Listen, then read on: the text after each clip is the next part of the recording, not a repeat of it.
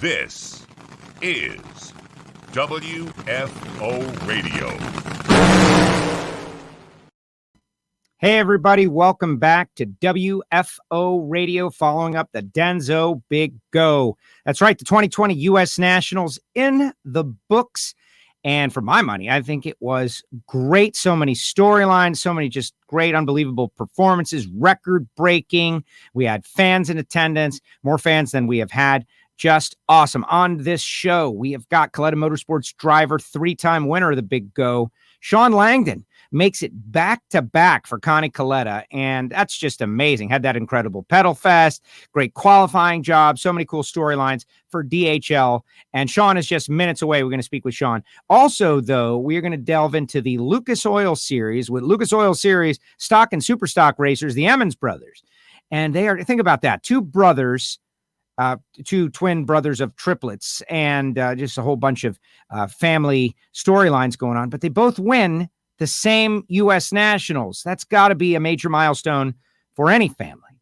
And we always talk about what a big deal family is in NHRA drag racing. So we're going to have Shawn just seconds from now. We're going to talk about his win, the round by round, all that stuff. Real quick, though, I want to tell you about the people who make it possible for me to do this show, for me to come on here and talk NHRA drag racing with you guys. And I'm talking about the folks at samtech.edu, the School of Automotive Machinists and Technology. Start your education at full speed. We'll be doing a new factory stock podcast real soon. Aaron Stanfield getting the win. But if you're a young person and you're looking for a career in the CNC machining, maybe you want to end up as a crew chief somewhere down the line, be involved in racing or aerospace, Samtech can give you a great foundational education. We're speaking with Kenny Duttweiler the other day for our Hidden Horsepower podcast. And he said, like the best advice he can give is to go to a place like Samtech, and amazing stuff. Also, Frank Hawley's Drag Racing School, the Dragster Adventure.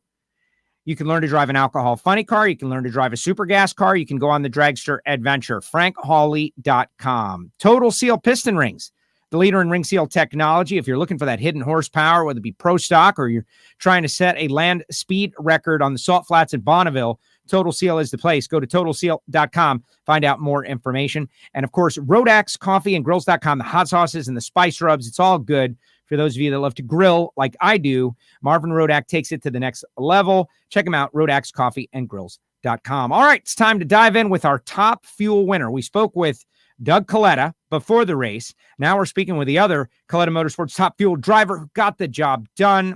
His third Indy win, Mr. Shawn Langdon. Shawn, congratulations, man. Huge win. How are you? I'm doing great. Oh, man. We got to speak on Friday night, coming out of the box strong with that qualifying effort that ended up hanging on to number one. And tell me about that. You seemed real confident. You guys had a test session, and just to come out strong, dominate, and win. That's what every driver dreams of. Yeah, absolutely. We went and tested the week before, and the focus is to just try to fix some of the mistakes that we had made at the couple of the Indy races before. We had some issues dropping cylinders. So we didn't really want to go into Indy, in a sense, kind of blind and just kind of hoping that it'll work. We really wanted to test a couple things and fix a couple things, fine tune a couple things. Obviously paid big dividends. So that was, we were able to start off right out of the box with a good run Q1 and was able to maintain that through the rest of qualifying and get the top spot and go a couple rounds on Sunday, and the rest is history. Now, you were and I referenced it, and we're going to get to your ladder. I want to talk about the round by round. But this was a crazy weekend because of the Jegs All-Stars, and you had a car in the race, and there's just a lot going on. You always pay attention to Lucas Oil Series racing. It's maybe your genuine passion, your genuine love, big money bracket racing, drag racing of all kinds. But when the All-Stars are going on, you seemed very intent on keeping track of everything that went down. Yeah, I mean, the Jegs All-Stars is the best of the best. So it's always fun to watch the best of the best. I had two cars actually in last weekend, driven by Ryan Mangus and Kevin Kleinweber from Hughes Performance. So yeah, it was long days for me because they started at 7 o'clock in the morning every morning. With the exception of the first day, I was at the Morgan Lucas Racing, the Eric Medlin tournament, golfing while they were making their time runs. But I was out there every morning with the guys, helping them warm up and get the cars ready and help do the numbers and all that. So I was out there every morning till, I was out there every morning, 7 in the morning, 6:30 in the morning. And then I was out there till, 10, 11 o'clock at night after running our stuff.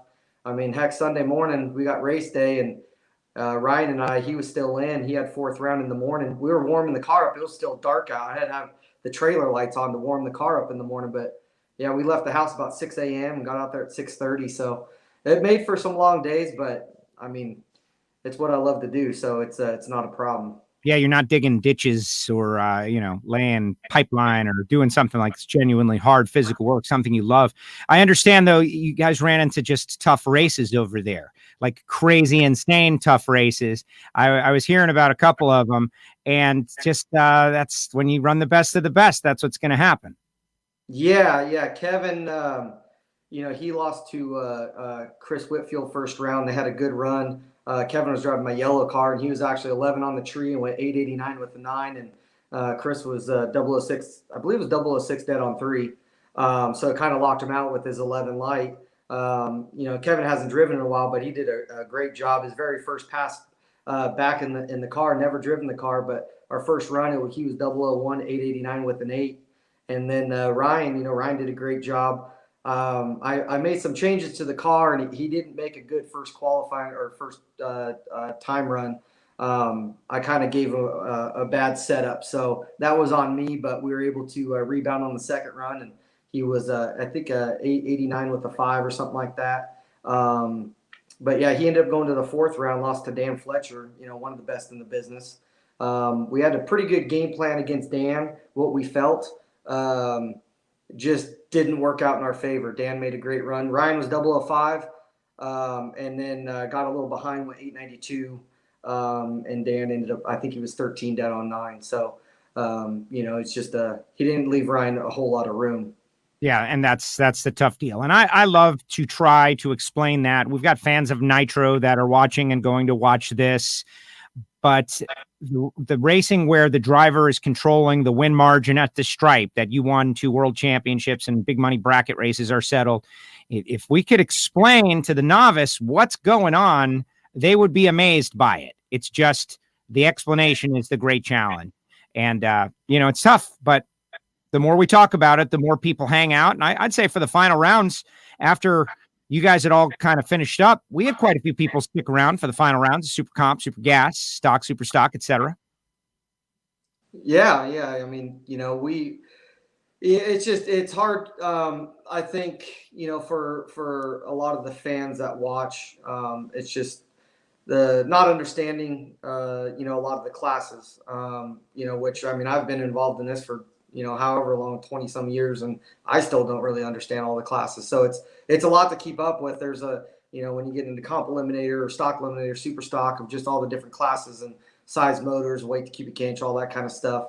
And then the super comp, super gas, obviously, with going on the down power, going on the throttle stop, it's not really appealing, but from the actual number side of things, it's difficult. There's so many variables that go into these things, of trying to dial the car, of understanding the weather, the track, the wind, creating your throttle stop ratios, and what your opponent's doing. If they like to hold, which means set up a little fast, you try to set up fast with them, play some finish line games. How critical the starting line is. There's so many variables that go into it, but the driver talent in those classes is really unbelievable. I really feel like you could probably take a couple handful of people out of those classes and stick them into a pro stock car, a top fuel or a top fuel dragster funny car, and they would excel just as well as anybody else. And you're the example of it. You have back-to-back Super Gas World Championships, and you get an opportunity to drive top fuel. And I remember speaking with you back then, like, oh my goodness, this is going to be great. And look at the career you have had, now winning your 3rd U.S. Nationals, the 1st in Super Gas, 2 in top fuel.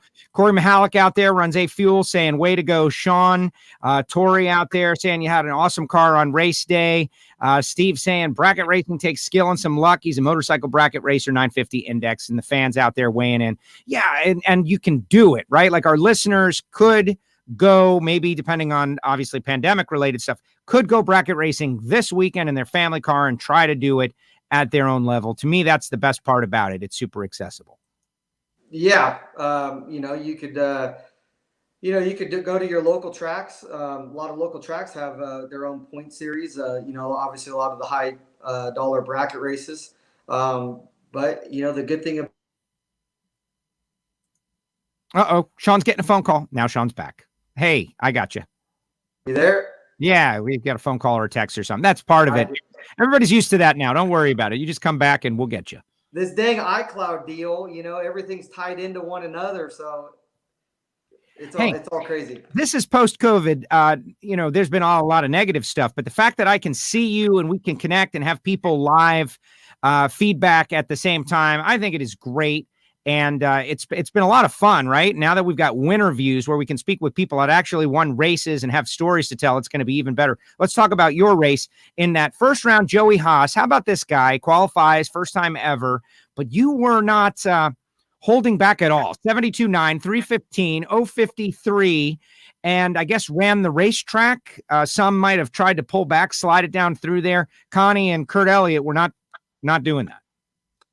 Well, there's two ways to really look at it, right? So you could go and with how they qualified, we kind of felt like if you could go and slide down and make a run of a mid 370 or something like that, but the thing of losing lane choice, you don't really want to just make a run down the track, and then sometimes you may try to back the car off and then the track's really good and it can bite you on the backside of it. You can go into tire shake. So you really just have to go up there with the mentality of, just go make the run that you really feel like you can. We went up on the first qualifying run and excuse me, we went that 372, and on the last run, Q3, we're probably going to go like a 370 if I didn't lift at 660, which was a planned shutoff. So we really felt like, a mid-low 370 was pretty feasible without getting ourselves into too much trouble, but, also make a respectable run, and then also be able to hopefully set yourself up for lane choice in round two. So, you don't want to take anybody lightly. You don't want to just go completely lay up on a run because anything can happen. You could shake the tire, you could drop a cylinder, and then kind of put yourself in harm's way. So, we really just tried to address it the best we could. I had the first round. I wasn't the mentality on my side. I really felt like I'd probably be in the range of like 58 to 65. So I hit it a little better than I thought, which is good. It's first round of Indy. You obviously have a little bit of adrenaline going. So, I attributed a little bit of that to that. And we'll talk about your reaction times. I hear a celebrity racer was giving you a hard time just for fun. We'll talk about him momentarily. And you're going to face the winner of Doug Foley and Corey Mack, right? Corey Mack is back, and he's been around for a long time. He and Foley have this great race from the 8 and 9 slot, and Corey Mack advances, throws down a 373.1 at 330, his first 330 mile per hour run of his career. And you were able to get in on him, 069, 372. And Corey Mack claims to be out here, and he wants to know why you beat up on him. That's what he says. Corey says, why did you beat up on me? And he gave you all you could handle. What was that like going up against Corey Mack? Kind of a rare thing because he's back only part-time. I wish he was back as often as he wants to be, but kind of cool. Tell me about that race. It was a squeaker. Yeah. Well, truth be told of the whole situation, my very first race, I'm a brand new, fresh rookie. My very first race in Pomona, 2009, Corey Mack whooped up on me, and he whooped me bad. So maybe that was a little bit of a payback for him. But, I love racing Corey. He's an awesome guy, awesome ambassador for the sport. It's awesome to see him back. He's a great driver. Very deservingly that he's back in a ride right now. And obviously, that second round matchup is a testament to their team. They have a good team over there. And, Don Schumacher is very capable of putting teams together, and you put in a good driver like Corey and, get Todd Okahara I believe it's Todd that's doing the tuning on that. But you kind of get that combination going, and it brings you back to years ago when they were running and winning a lot of races, and that team's very capable of it. So we really knew that round, that we weren't going to take it lightly. We were really going up there full race mode mentality of, we need to figure out a way to get a little starting line advantage. They're going to have a good car. We need to make a great run in our lane. It had warmed up a little bit for that second round. The 72 was a little surprising. I didn't really even talk to them after the run.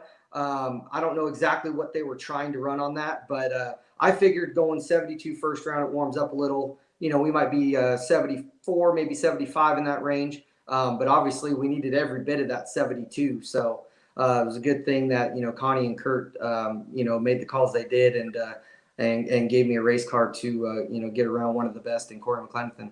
He was fired up. I just hope he continues. And, my editorial out there is fans love Corey Mack, guys. Fans love Corey Mack, fans of racers.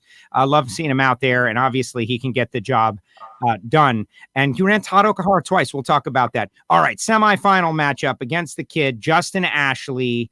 And everybody loves seeing the cars go down the track flawlessly. That's cool. Performances, record performances, great runs, all that. But every once in a while, we get one of these pedal fests, if that's what we're still calling it, which, like this one, happened right off the line. And for my money, these are the historic runs. Everybody who left that place on Sunday night, they remembered the run between you and Justin. So first of all, talk about getting ready for the run, knowing that Justin, as a rookie, can leave with you, something that few people can. For whatever reason, he's excellent on the tree. Great reaction times, and getting geeked up to go after it. And then all of a sudden you smash the gas and you're spinning the tires instantly. And now it's about experience. 7-second runs. You came out on top, but just walk me through it. Yeah. Well, I mean, to kind of go off a little what you said, I'm just trying to keep up with Justin. He's doing a fantastic job inside of the race car in his first season. There's a lot of things a lot of things that I've learned over the years, whether it be in bracket racing or in Top Fuel, that, cutting reaction times. And there's so much pressure up there.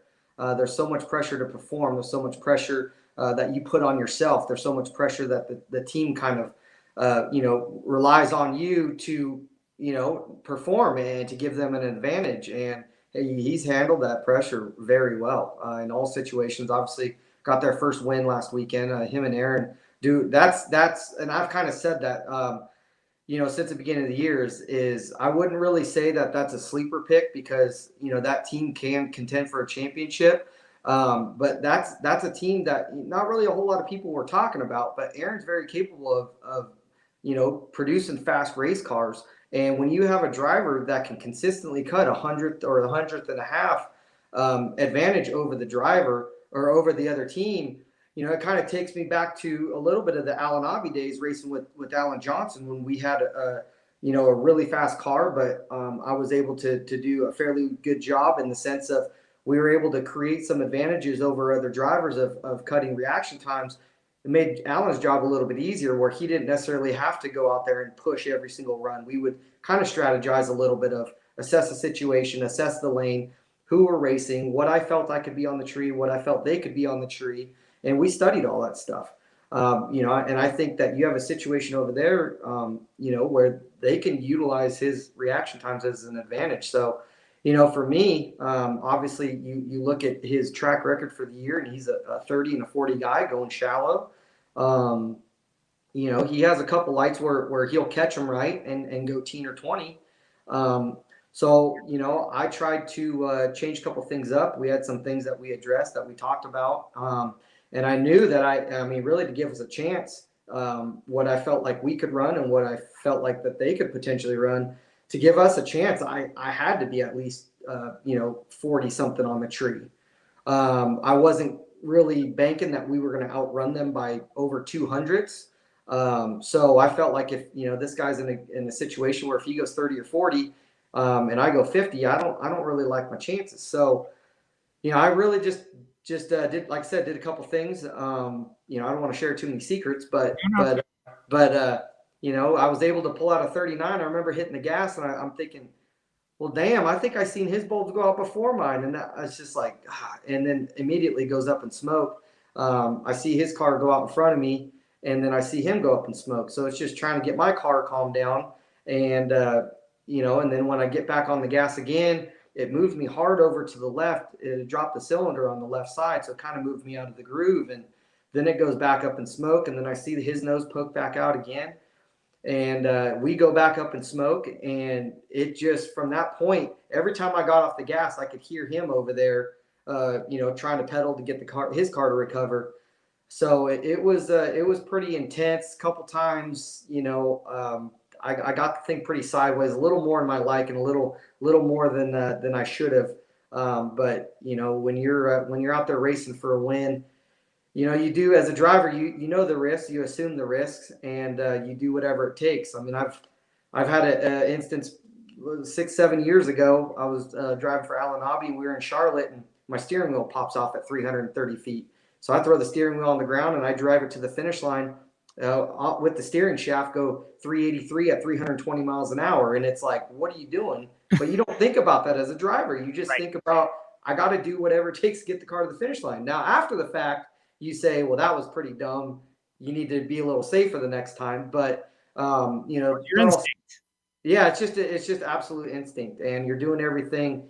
You're not really thinking about it. You're just adrenaline's going, and you're just reacting to everything. And you got to do what it takes to get the win. And fortunately, you know, we got the win. Yeah, it looked great. Yeah, we got the win light. I didn't really do a good job pedaling. I talked with Connie after the run.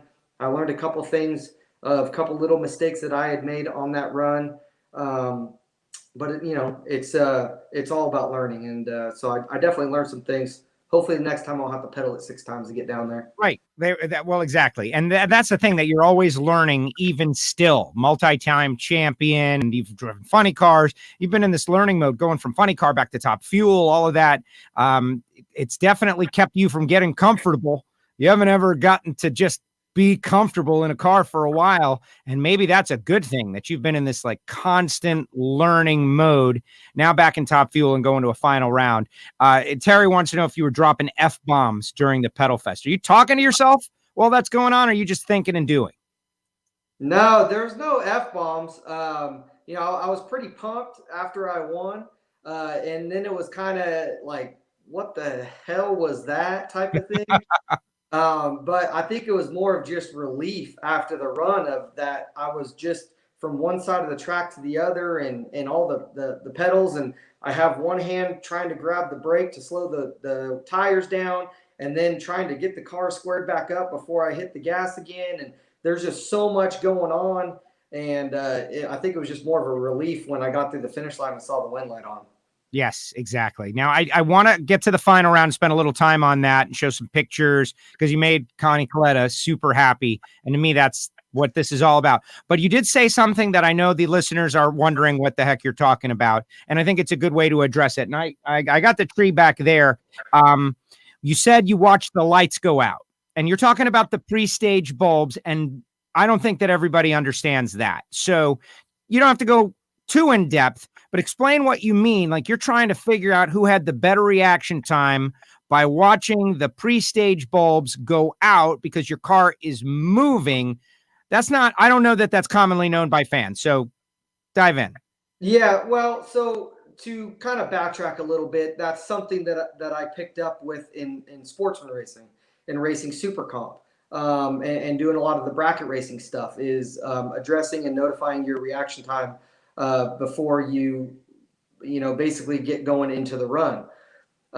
So, you know, when I would race super comp, you would obviously look at the yellow bulbs, the 3 ambers, and, you know, when you see the yellow come on, you react to it.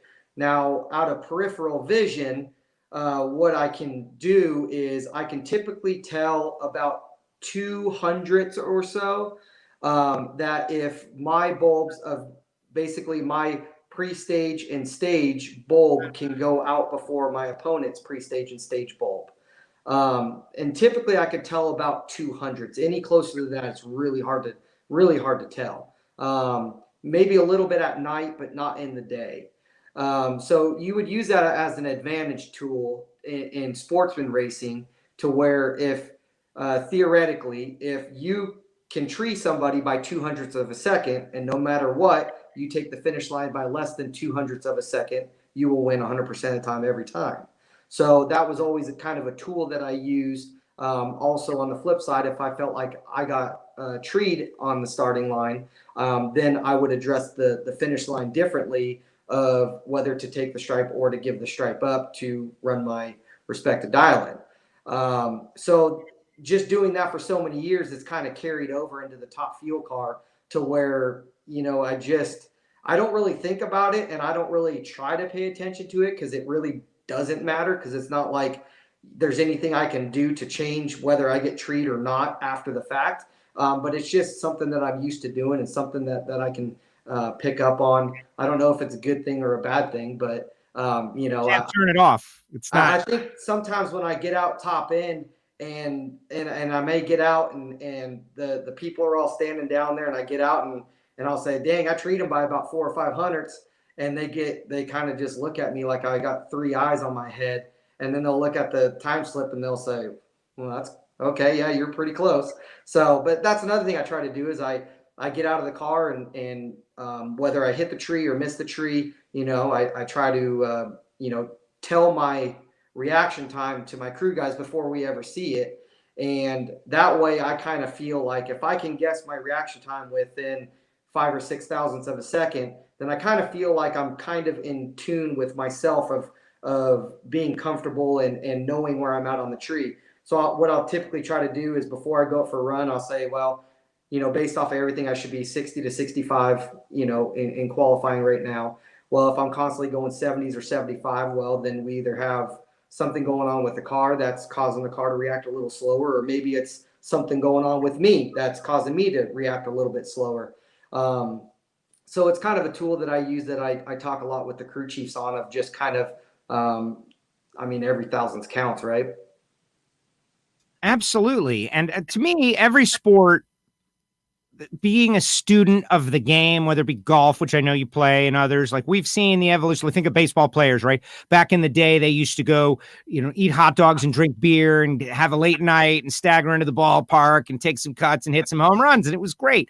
And now they're using all this high tech and advanced training, and they're really focused. They're using video analysis of pictures and books and data. And every sport has done that. And you're doing that. And it's not just see yellow, smash the gas, wrestle a car down there. You're thinking at a higher level how to beat your competition. And it's clearly working. And that's what it takes to be successful in drag racing now. You can't just go out and stab the gas. Maybe you can. I guess that seems to be what Justin is doing. But then again, he was 001. That's a bit of an anticipation, caught a little bit of a break. But you go to the final round, and now you got to run Leah. So you got to run Todd Okahara for the second time. Hadn't thought about that, right? And Don Schumacher Racing versus Kalitta Motorsports. We got that going on the other side as well. It's kind of a couple times. Very interesting, this matchup. Let's be honest. A couple of years back, I don't know about now, but a couple of years back, there was a little friction. This was a much anticipated matchup between Leah, DSR, Shawn Langdon, Kalitta Motorsports. So tell me how you prepared. You want to win this thing regardless who you're running. Oh yeah, absolutely. That was kind of one of the things back in 2017 that I wasn't able to accomplish when I first went over to Kalitta Motorsports, was to win with Connie as a crew chief. So, that was that final round for me was one of those rounds that you don't lose under any circumstance. It's you pull out all stops. This is I really kind of treated that final round like the championship was on the line. I was that motivated, and I had, that much in my thoughts of, you don't lose this round. So, that's awesome. I really felt like we had a good car. I really, they said that they were going to try to push it a little bit. So, I really felt confident. Obviously we smoked the tires for a reason. We had a blower line or a blower lube line break in the semis. So that was really the cause of our tire smoke in the semis. outside of that, we have made so many good runs. So I really just had the mentality of give me a 372 race car, because give me a 372 race car, let them go 369 or 370. I'll get it done. Right. And so that was, I had a pretty aggressive approach to the final. I know a couple of the last couple times I had run with her. The way that I chose to stage was maybe a little on the slow side and get some long flickers in there. This time I decided to go the opposite and try to throw a little monkey wrench into what I thought their game plan might be of addressing the starting line. And I tried to time it to where I staged just right before her based off of her routines.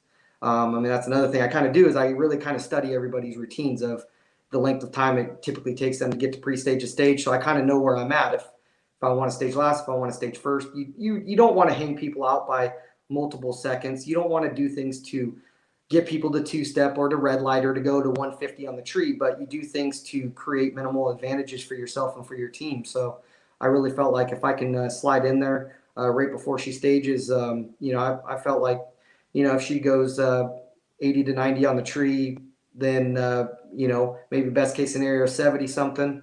I felt like there's no reason why I couldn't equal or better my 039 against Justin Ashley.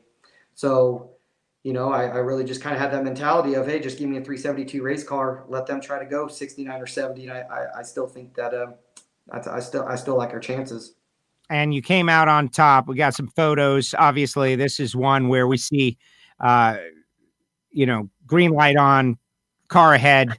That's what you want. I like the fact that you were on kill and loaded up to win this one for Connie, you and the team. And this is another layer to being with Kalitta Motorsport. And I want you to speak on this. Connie Kalitta has given so much to the sport financially and in very serious ways, thinking about Scott, thinking about his family. He could have walked away after that. He stayed with it. He loves drag racing. This is his sport, his life. To deliver another victory, back-to-back victories at the race that is the most important to him. I want you to talk about this photograph right here, Shawn. Like, look at that. A moment where Connie Kalitta he gets a rep as like a kind of a hard person. And I know that that's true, but also he is a super appreciative person to the guys that he loves and cares about on his team. I've heard that from everyone. I think this photograph, like, what was that like for you to be able to deliver that, experience that? You've had a lot of big wins for a lot of legends, including Connie. This is the big go. Tell me about it. Yeah. And I mean, you talk about a picture worth 1,000 words. That's it right there. I mean, as a kid, being a huge fan of the sport, watching Connie Kalitta and Scott Kalitta and Doug Kalitta race, going and getting all their autographs as a kid, to eventually racing for Connie. It's an unbelievable feeling. It's definitely an honor, and to be a part of his journey and his legacy is a very, very humbling experience. And he gives you such a great opportunity to go out there and to compete at the highest level. And through all the craziness that's gone on in 2020. Like you said, with the stuff with Scott, or with the stuff that's happened in the past, or, with the stuff that happened this year, he could have easily just closed the doors and at any given time and gone back to his business and flying planes, but he doesn't, because he loves the sport so much. And, through all the stuff this year, there wasn't a single person that got laid off. There wasn't a single person that took a pay cut. He continued through all of this to pay every employee full salary. He continued to keep everybody employed, keep everybody working.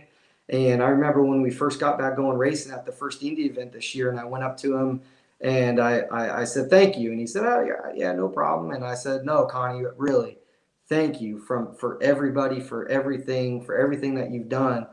You didn't have to continue to pay us. I mean, still getting full salary and not going out racing. It's not cheap. And so, he didn't bat an eye about it, and he continued to pay us. And I said, man, it really means a lot to me that you did that. And I'm very appreciative, and I just want you to know that. And, he said, hey, he told me, he says, I've been there before. He goes, I know how it is, and I'm just glad to help. And that's Connie Kalitta right there is, Wow. the compassion that he has, but also the passion for the sport.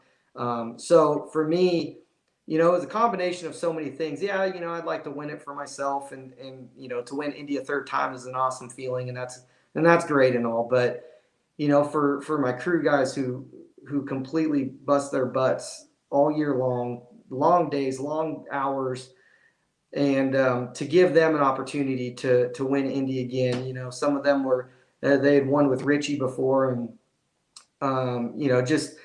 but to win Indy and to I wasn't able to win with them in 2017. So to do that, but also to give back to Connie, that was the most important thing, and that was the biggest thing for me out of that weekend.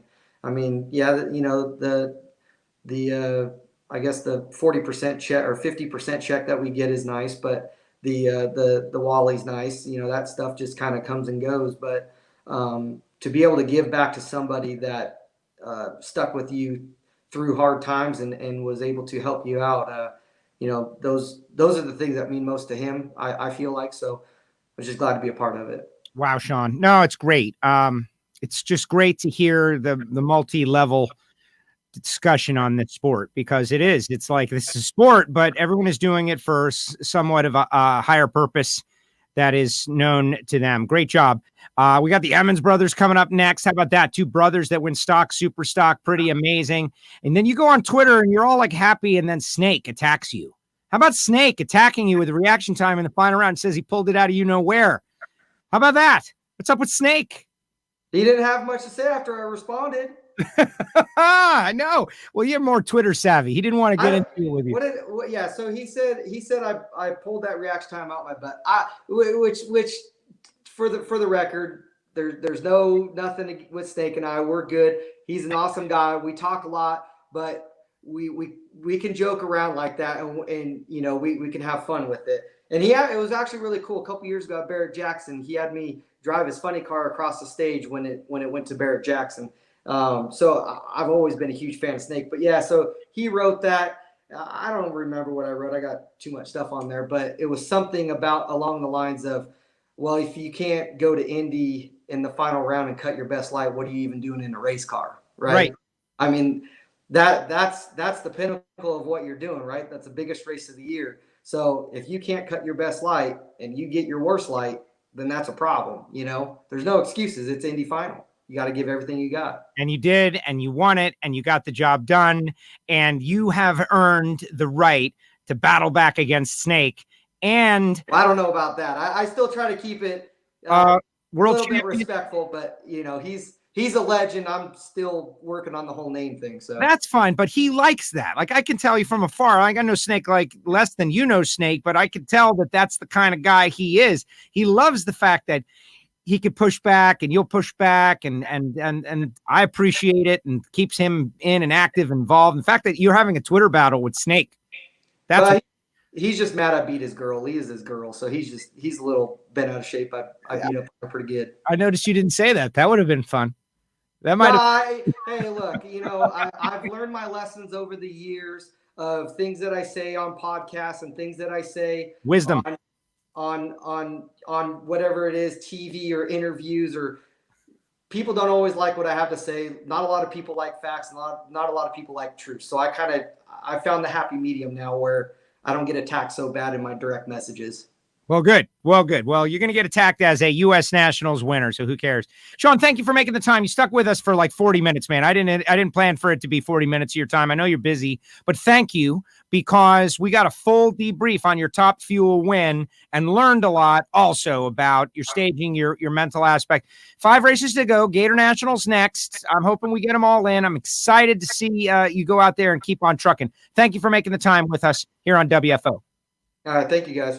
All right, there he goes, Shawn Langdon, with us here on WFO Radio. Really appreciate Shawn. He's stuck in there for a long time and just gave us everything we could have possibly asked for. That was awesome, and great finals and great battles. Hey, I want to remind everybody also real quick, if you want a face covering, WFO Radio style, go to WFOradio.com. Just $10, including shipping.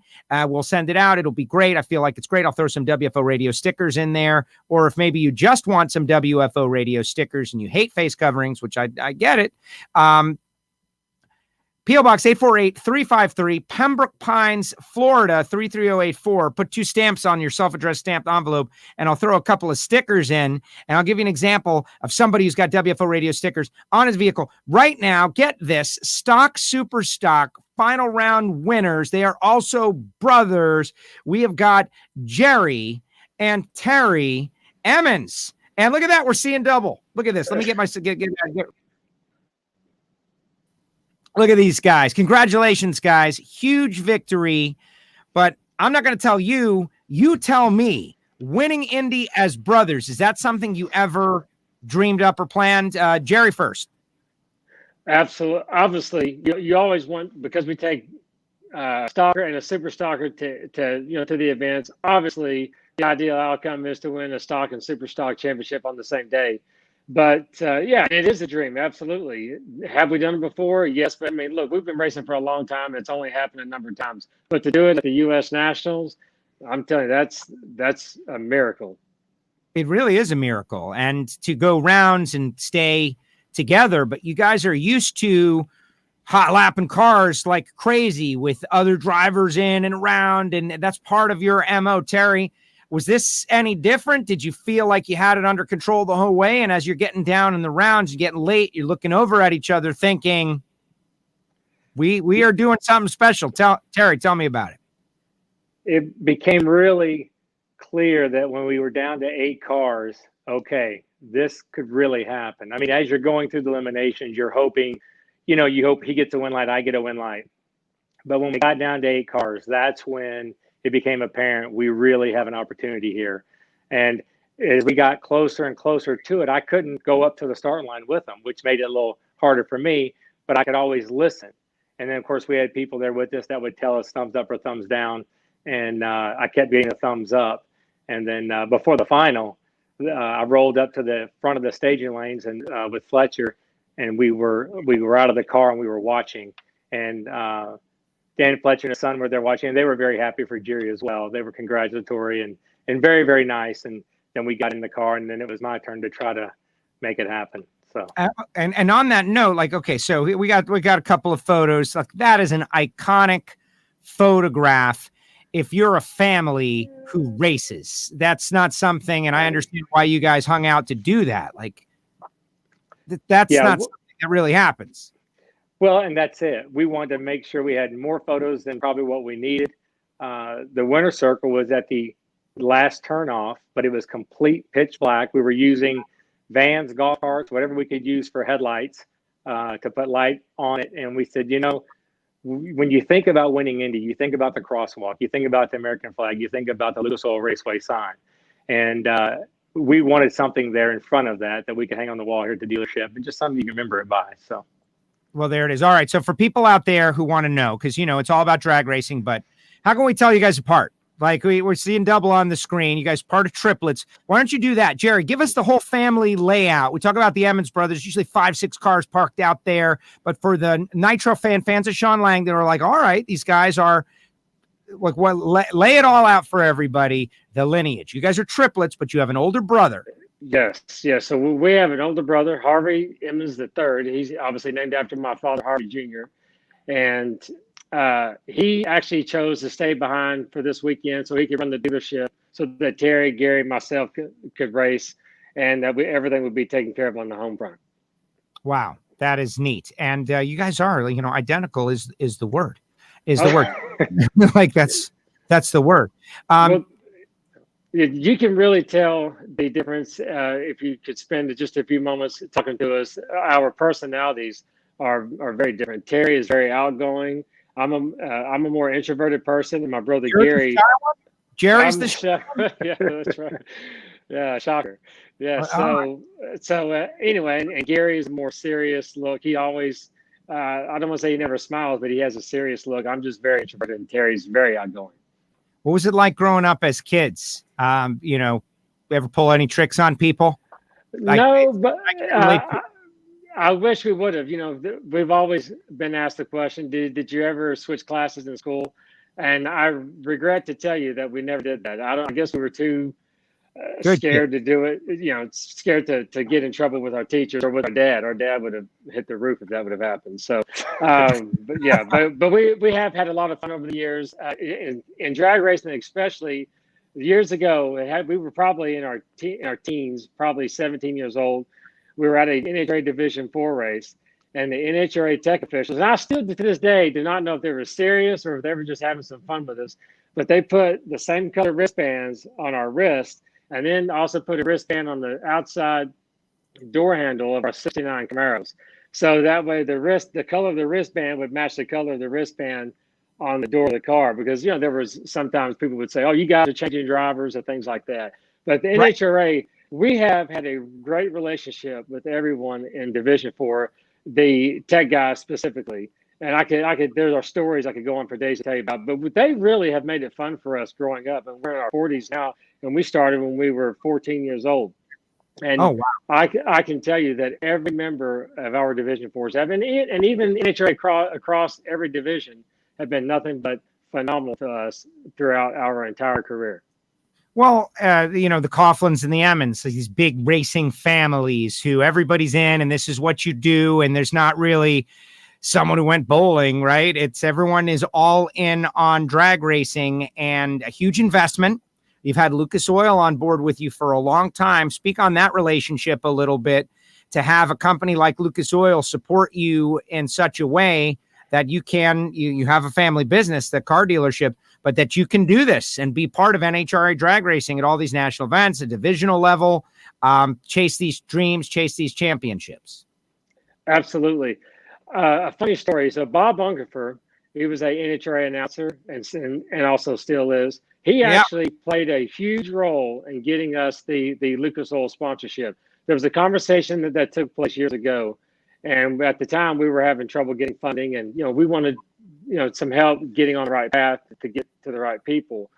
And so we had kind of made a deal with Bob. I said, Bob, if you could help us get a deal with anyone, we will put you in a stock limited car, all expenses paid. Let's go racing together and have some fun. And not only did we benefit, but Bob Ungerford won a national event. And not only did he win it, he won it in style. I think it was 00 the last 3 rounds, and did 00 dead on in the final. So now, Bob Ungerford actually played the huge role in putting us with Lucas Oil.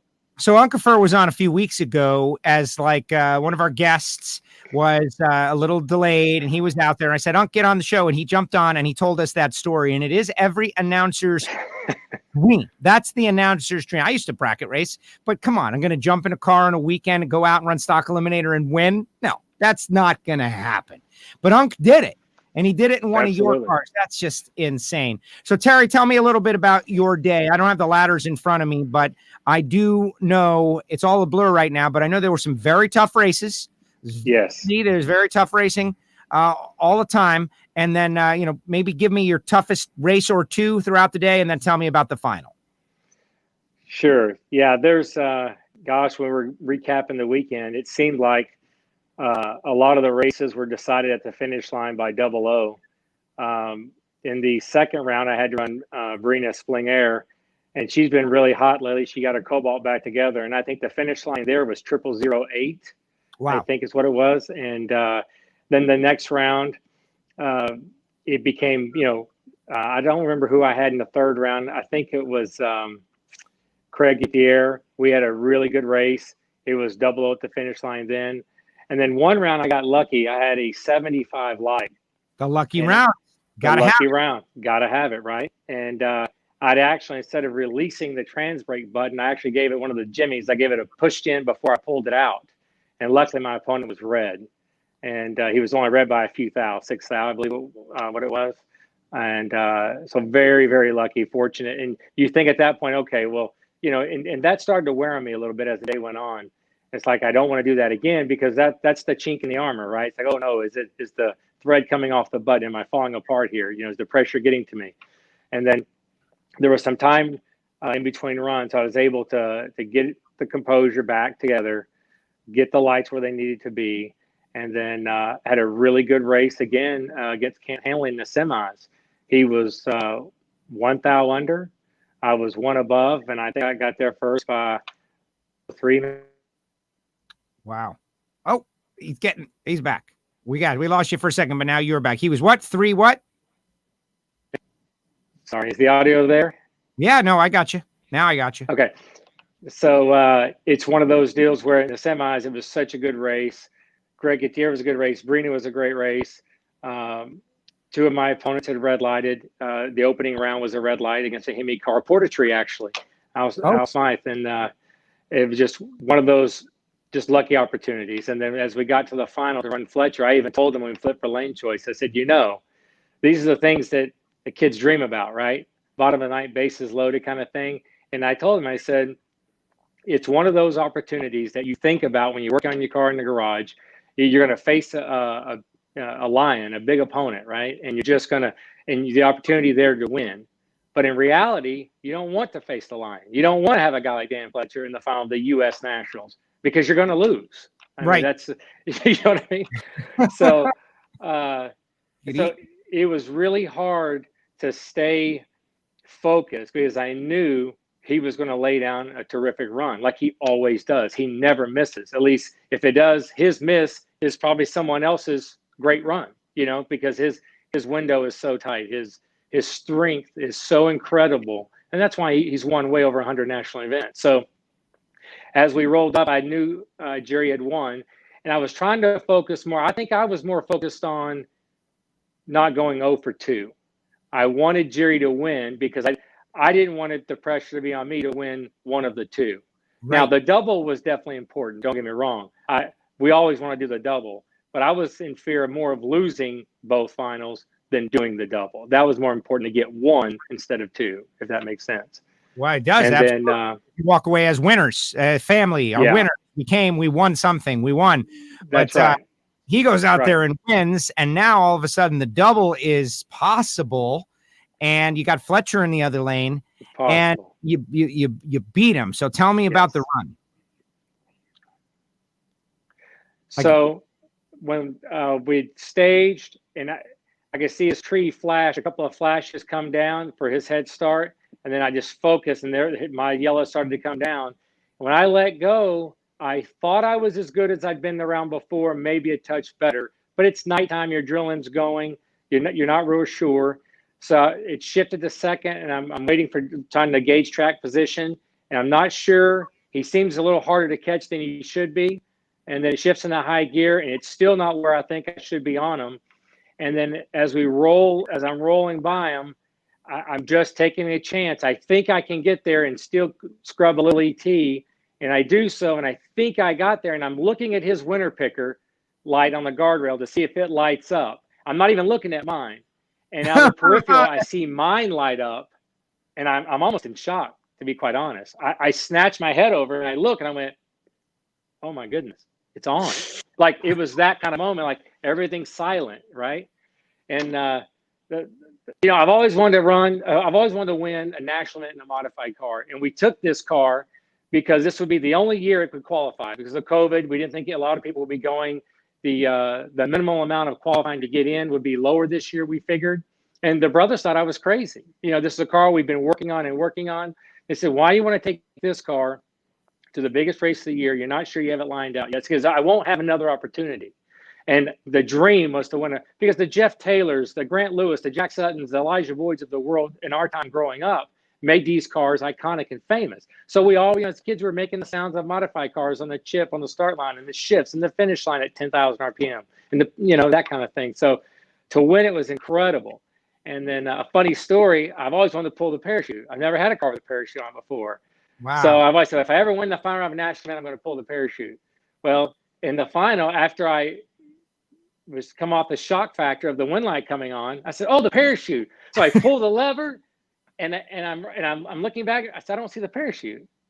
I'm pulling, and so I said, well, I'm not sure what happened. And as luck would have it, where the little rod comes out of the parachute like this, it's about that much stuck, and it doesn't deploy. If you take your hand and you bump the parachute, it's going to pop out. So it was just, but whatever. I still got the win that I didn't think I was going to get. And we always root for Dan Fletcher, and I told him after the final, I said, it's one of those things. Beating Dan Fletcher does not give me happiness. I want him to win. It's nothing personal. But what beating a guy like Dan Fletcher does is it makes the win have value, and it gives it credibility. Not that it wouldn't for somebody else, but it's like I faced Dan Fletcher in my first final round of the U.S. Nationals, and it was a magnificent race. He didn't let off, and I snuck by him. He didn't red light. He's never going to do that hardly. It was a terrific race on both ends of the racetrack, and this time it landed on my side of the win light. So, and that's what I'm really happy about. And I'm glad that Dan was an incredible sportsman after we were. And I know it hurts him to lose that. I'm not, I know that's what he does for a living. And who does? No one wants to lose.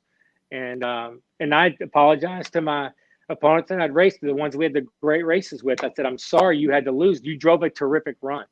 And they were all professional and so kind and said, good luck. Hope you have the best of luck next round. And to see the win light come on, and I really almost don't even believe it now. Well, it's happened. It's done it. I'm so thrilled to have you on, to be able to see you guys and see that passion and hear that story, Terry, like amazing. And then, your brother, obviously a similar situation. He had one before, so it wasn't going for the first one, but it was like, what did Reinhardt say? You can set your years for 20 years ago. Oh no, we lost him. But fortunately, he has already told his story. And Jerry, like you had won this 20 years ago. I'm showing these photos. You carry the WFO radio sticker on your car, which is awesome. And I noticed it in the pits or in the staging lanes. And we got Terry back. I noticed it in the staging lanes. I'm like, oh man, I took a little video. And then as you're coming around the corner for the final round, I'm like, this guy's got a chance to win Indy. And so tell me about your final round run, Jerry.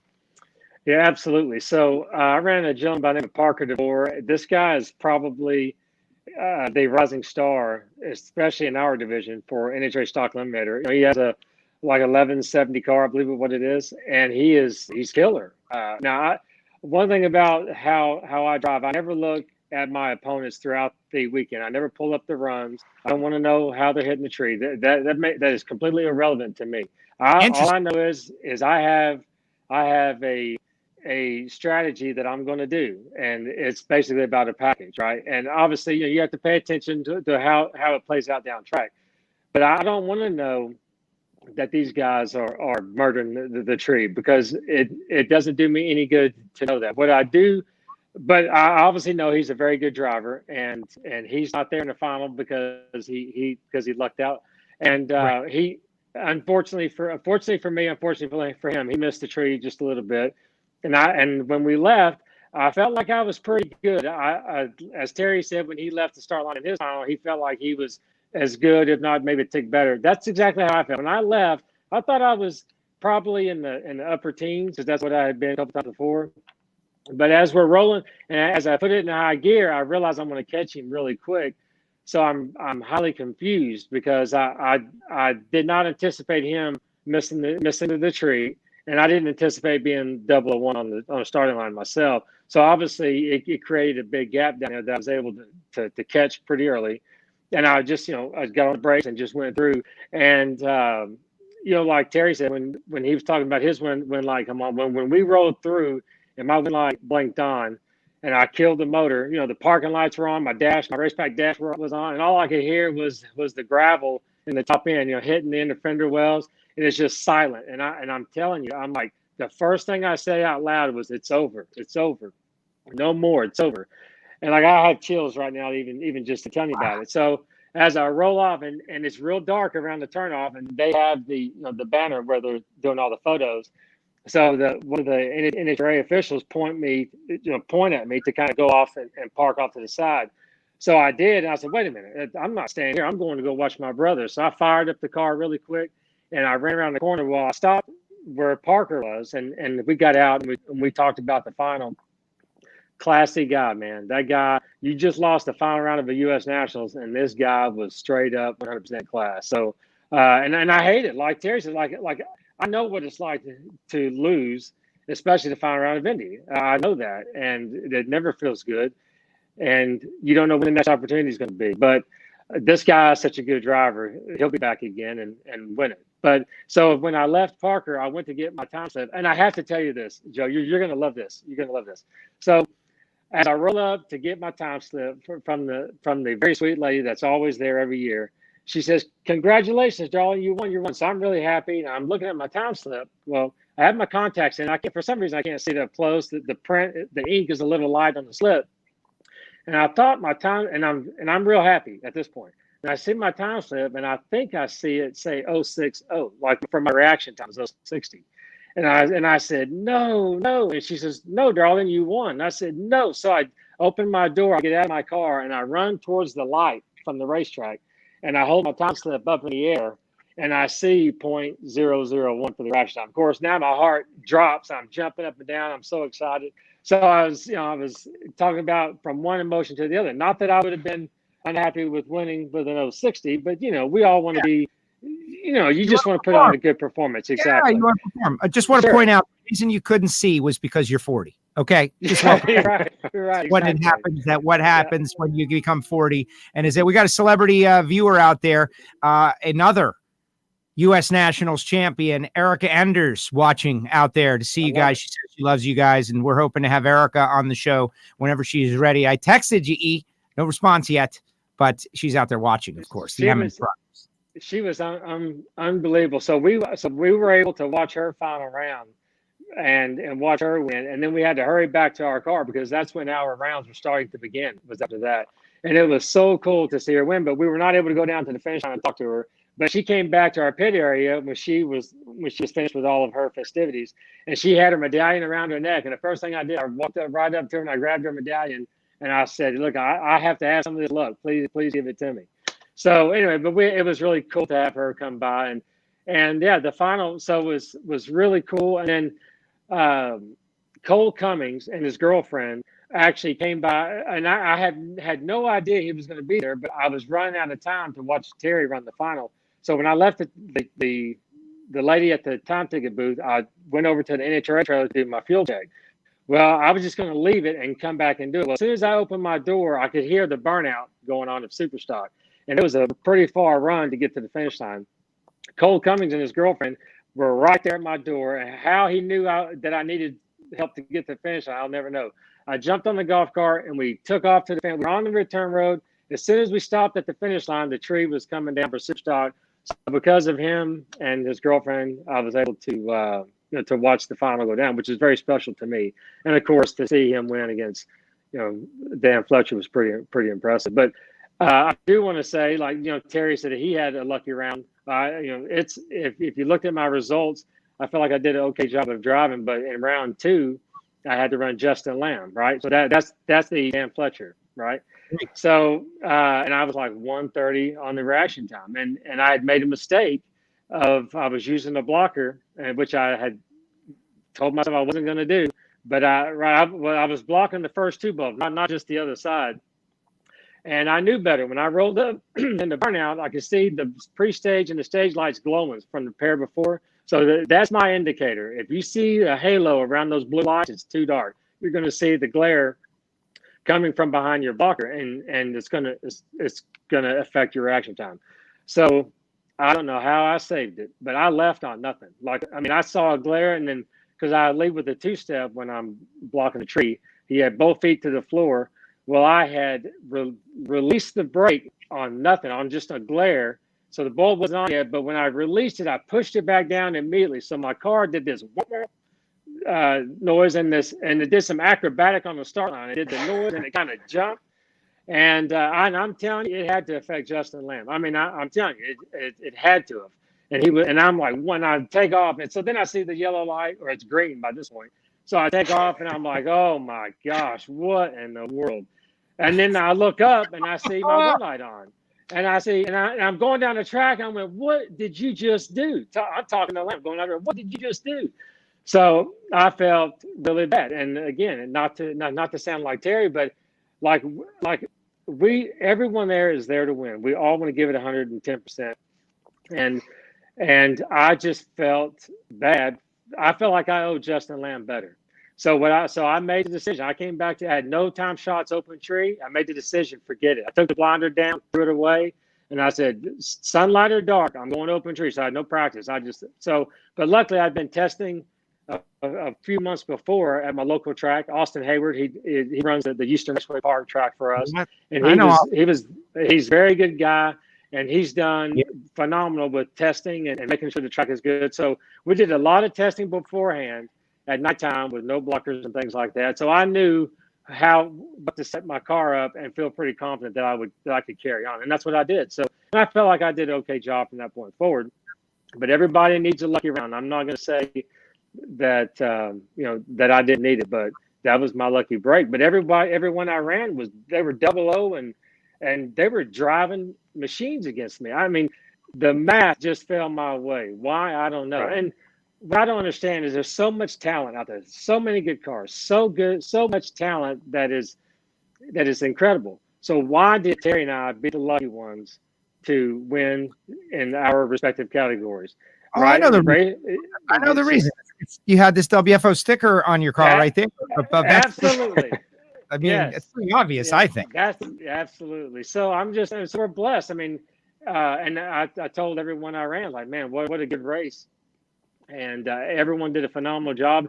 Would I go back up and if we could be guaranteed the same reaction times for myself and my opponent, would I go back up there and think I could win? The answer is, I don't know. I mean, it was a driver's race on their end and a driver's race on my end. The math fell my way. That's all I can tell you. Well, that's when I always reference, some people say the racing gods. Some say, I like to use the word cosmic forces because there is an element of energy out there that we don't understand. When it's your day, it's your day. Everybody's got that crazy story. And this was your day as a family. And you guys got it done. And it's an amazing accomplishment. Stock, super stock, as tough as it gets. You went through the field. Terry beats Fletcher. You beat Justin Lamb. Right. It doesn't get better than that. And I wish you congratulations. It was fun to watch. I enjoyed the heck out of it. At that point, I was like, limping down the stretch and Alan Reinhardt's calling finals and we barely survived. But for you guys to go out there and get the job done and do it, it was great. And I'm so excited that you were able to come on the show and give us some insight, some stories and some behind the scenes. And your description of the silence of victory as the gravel hits the fender wells, that is something that, man, I wish that everybody could feel that or hear that. I've won a bracket race and know what that part is like.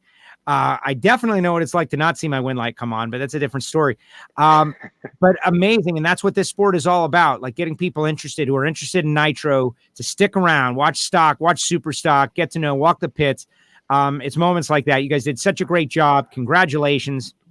And thank you for coming on the show. Any final thoughts? Terry, you first. Final thoughts as you move on from winning the U.S. Nationals. I will tell everybody one thing. You can't win it from home. You have to go. You have to go.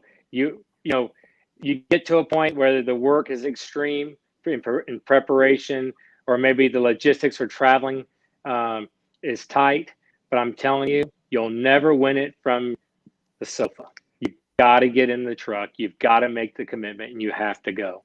And I myself have experienced that when you miss one race due to rain or weather or logistics from work, that it's easy to miss more after that. But I'm telling you, my takeaway from all this, you can't win it if you're not there.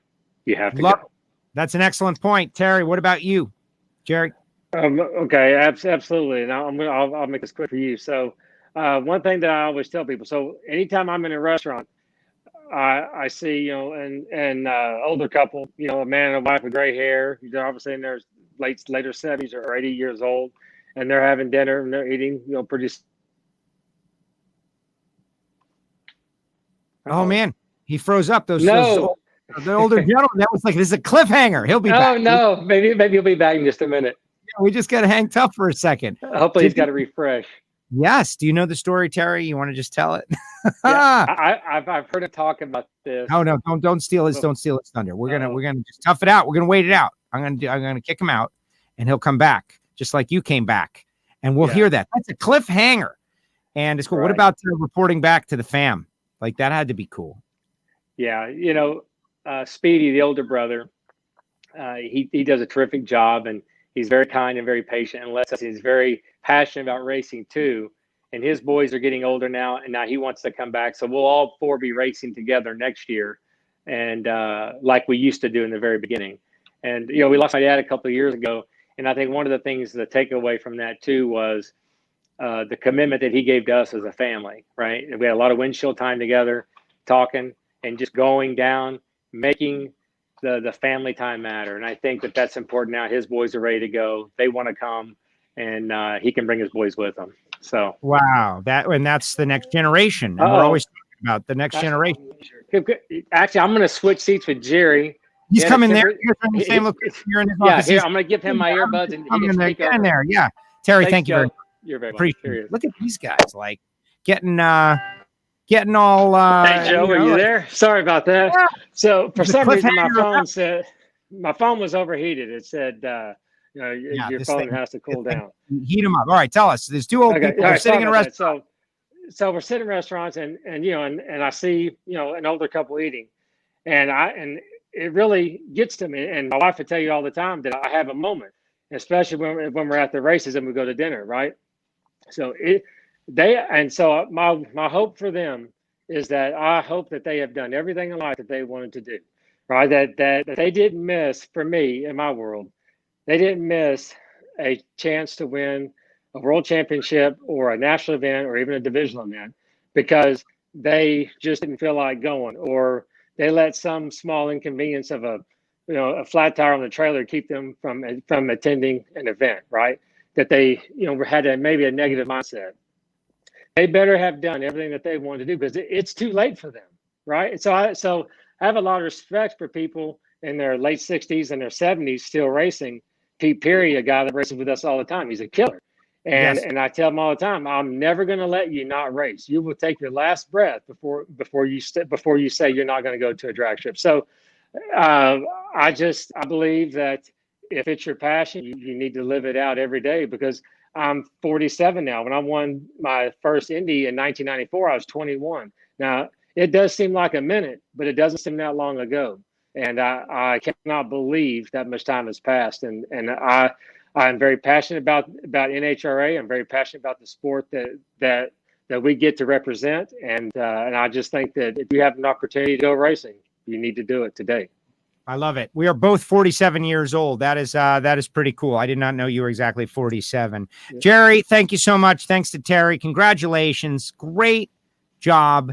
And a lot of fun and entertainment. And thank you for sharing your stories here on WFO Radio. And really, thank you very much for the sticker. Like, it seems like such a small thing, and you got a lot of stickers on your car. But speaking of credibility and value, like for you guys, I want to reach out so much to our Lucas Oil Series racers, bracket racers, sportsman racers. Yes, we do speak with Nitro stars and pro stock winners like Erica, but I recognize that you guys are genuinely the backbone of the sport.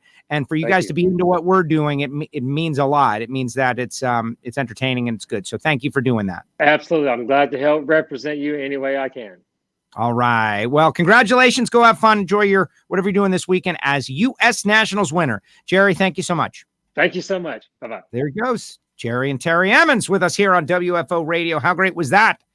And these are just two of the personalities that, if you're out at the track long enough and you go to enough events, you get to know, like, Nitro, of course, takes the lion's share of the oxygen, and pro stock and the bikes, of course. But you got to get out into the Lucas Oil Series pits. I say it all the time when I do my walking tours. When we used to do walking tours pre-pandemic, I would say, like, you must there's a right way and a wrong way to go see an NHRA national event. Like, the right way is to go to all 3 days. Sorry. If you go in one day, it's just not enough. You can't do all of these things. And you must go walk the Lucas Oil pits and get close and talk to some drivers and pick some favorites and understand what's going on. And these guys, this family, perfect example. And there are many others of people out there chasing their dreams, and just really cool to see that they achieved one, right? That they achieved a dream of winning the U.S. Nationals. Look at this. Look at that. What's better than that? I can't think of too many things. All right, final comments in the comment section. Final comments. I see today was one of those days where the Facebook was throttling us for a little bit, but it's no big deal. We'll fight back, share the show, start a watch party, listen to the podcast, et cetera, and so on. If you got a final comment, put it up there in the comment section. In the meantime, over the next couple of weeks, I do want to connect with all the winners like Erica Enders. Erica, of course, to talk about her big win, the win of redemption. I'm not saying that I called it, but we did have Erica on right before the race for a reason. We did talk about this. That interview is available, but clearly she was driven and determined and got a congratulations shout out from the President of the United States. That's never happened before. Can't wait to talk with Erica about that. And all the winners, from Troy Williams Jr. to Stevie Fast Jackson to Scotty Polachek, who Scotty and Susan Polachek, they're, dodging fires up there in Oregon right now.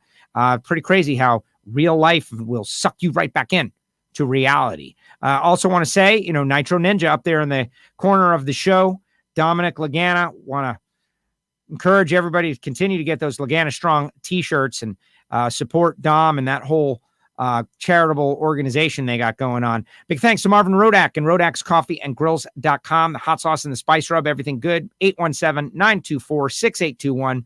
Marvin Rodak, my buddy, and he supports us here on WFO Radio. Also, samtech.edu, the School of Automotive Machinists and Technology. Start your education at full speed. Samtech.edu. We'll be hearing from Aaron Stanfield on the Factory Stock podcast. Aaron picking up his first win in Factory Stock Showdown. Frank Hawley's Drag Racing School, the Dragster Adventure. You can drive a dragster. Think about that. You and your buddies racing each other in dragsters at Frank Hawley's. What's better than that? There's nothing. Go to frankhawley.com. Find out more. And Total Seal Piston Rings, the leader in ring seal technology. TotalSeal.com. Got a new Hidden Horsepower episode coming out Saturday. Joey Arrington, NASCAR royalty. Joey Arrington, the Arrington's been around for a long time. Learned the trade from Maurice Petty and was running around the shop with at Petty Enterprises as a young man, and is going to share some of those great stories. So check us out on Hidden Horsepower. You can go to TotalSeal.com to find out more information. Also want to mention Nitrofish Ultimate Gear. Go to Nitrofish Racing. Use the promo code WFO20 if you're buying anything, including WFO Radio t-shirts, and they got face coverings now, all that stuff. But don't use it if you're going to get the Lagana Strong t-shirt. I know that's complex instruction, like use it, don't use it, but you know why. It's all for Dominic and Richie and those guys in their recovery. So please get on it. All right, final comments. There are none. I get it. It was a long show. This one says, look, it was a great show. Joe, are you married or any children? The answer is no and no. Was, but no longer, and no children. Got a little nephew, though, who is great. Haven't seen him in a little while, though. Can't wait till I can. And after being at the race, I went and got one of those rapid COVID tests. I gave that a test drive today and got, great results. The results were negative, which is good. And I feel super excited about that. What an event it was. We had such a great time. And the U.S. Nationals, unlike anything else in the world of motorsports, because a guy like Jerry Emmons, a guy like Terry Emmons can go out there and win on the same track as Erica Enders and Shawn Langdon and Jack Beckman, who will also be on the show at some point this week, next week. Otherwise, we're going to be tracking them down. If you're still looking for more, Alan Reinhart. Spoke with him yesterday, did a full debrief session on the show. Really fun, really cool. To those of you who said what's up to me out at the U.S. Nationals, thank you for doing that. I hadn't been to a track in a long time. And to go out, show up at the U.S. Nationals, and I feel like I had a pretty good event. It was a lot of fun. Most importantly, though, seeing all of you, the race fans, that is number one for me. Mitchell saying, what's up? Thank you, Mitchell. Really appreciate it. And that's it. Tomorrow, 4 p.m. Eastern Time, working on guests. Erica, I still have a couple of 100 texts to go through. Yeah, I guess I should have thought of that. When your phone explodes when you win the U.S. Nationals. We will catch up with Erica. We will catch up with all the winners based on their schedule and availability. And the good news is we got a couple weeks till the Gator Nationals. It's looking like I'll be there too. So I'm happy about that. All right, everybody, that's going to do it. Thank you very much. Thanks to the Emmons brothers. Thanks to Shawn Langdon. Learned a lot with Shawn. Him and Snake going back and forth. I say you push back. That's what I say. All right, that's going to do it. We'll see you next time right here on WFO Radio.